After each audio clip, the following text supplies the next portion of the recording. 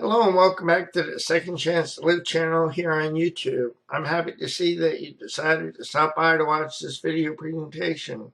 Thank you. In today's video presentation, I'm going to be sharing an article that I wrote and published on Second Chance to Live yesterday. I create video presentations of my articles to empower individuals who learn more effectively through listening and watching. To read the article, I'll put my glasses back on and bring up the article. I want to thank you for your time. You're an important part of my process, and I always enjoy our times together. Here's the article. The benefits of telling one's story as a traumatic brain injury survivor. My friend Trina TBI Chambers Bradley posted something on her Facebook page yesterday that prompted me to write this article. She said, "Does anyone feel like sharing their story? It can be quite liberating and inspiring to others for us to share how we were injured.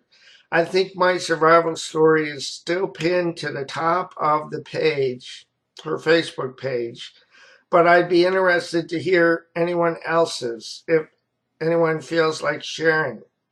And I wrote to her, "Thank you for your encouragement, Trina. Your suggestion helped me to confirm what I have felt led to write about in yesterday's article. Thank you for encouraging survivors to share their stories. I, like you, believe that tremendous benefits can be gained through sharing one's story as a brain injury survivor. I would like to share some benefits that I've discovered through sharing my story and journey as a traumatic brain injury survivor. Ultimately, I believe that we are the benefactors of telling our stories. What I mean is that although other people may be inspired and empowered by our stories, telling our stories helps us to embrace who we are as individuals who have sustained traumatic brain injuries or sustained other types of brain injuries through brain hemorrhages and other chemical induced issues that create brain injuries and or other accidents, gunshot wounds, etc. Let me explain. For many brain injury survivors, once the external wounds have healed, people, family, and friends tend to believe that if they can't see the injury does not exist. Consequently, as time moves on, so does the notion that if it cannot be seen, it does not exist.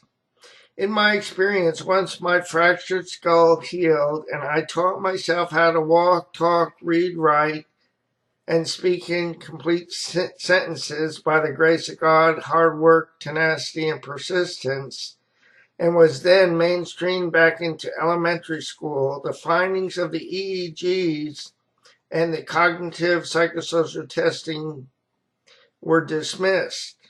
The impact of my fractured skull, frontal lobe damage, severe brain bruise, and remaining in a coma for 3 weeks at the age of 10 were dismissed as an event that had no significance. Nevertheless, the impact of my traumatic brain injury continued to haunt me for the next 37 years until I reached a point in my life when I could no longer dismiss or deny my reality. In my experience, I had to reach a point in my life where the pain of denying my reality needed to exceed my need to deny my reality to get along. As a result, I paid a huge price as I internalized the difficulties that I encountered as a reflection of who I was as an individual. Through reaching a place where I could no longer deny my reality, I was given the gift to be able to begin to grieve my reality.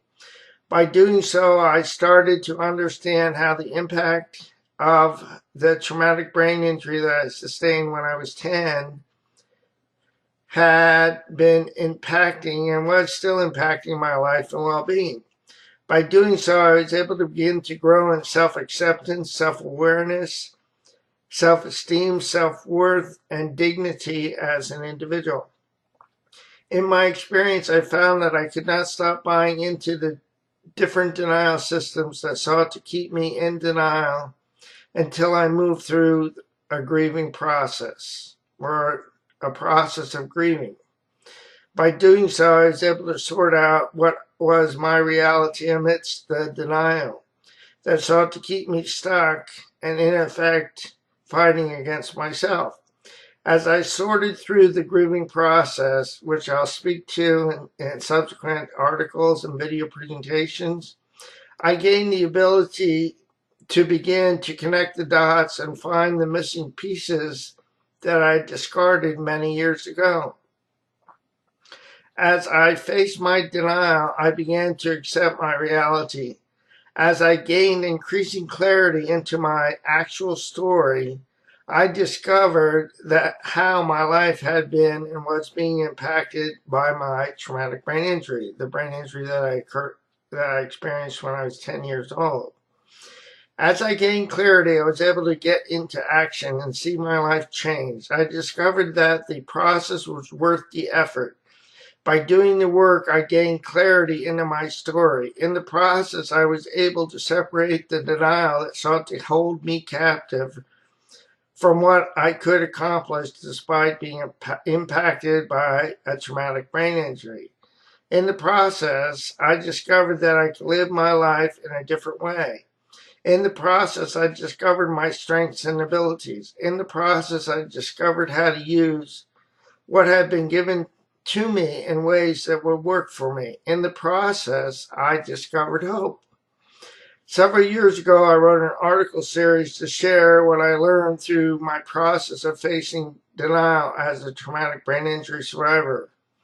Through facing and working through my denial, I was able to begin to understand my story so that I could share my story.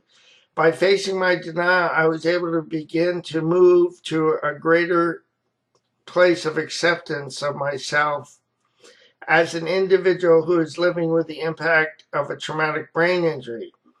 I have included links to each of the 5 parts of the article below.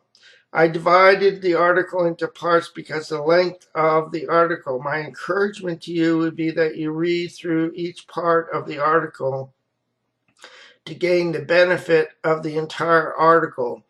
What I learned about myself may benefit you, my friend.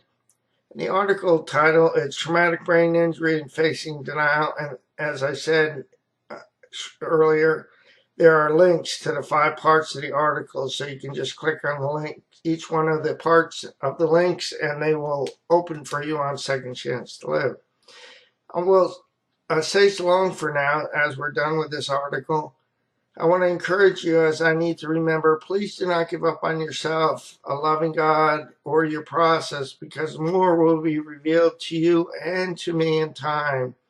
The pieces of the puzzle will come together in the correct order and at the right time. Be encouraged, my friend. More will be revealed. Have a great day, and God bless both you and your family. Thank you for your time.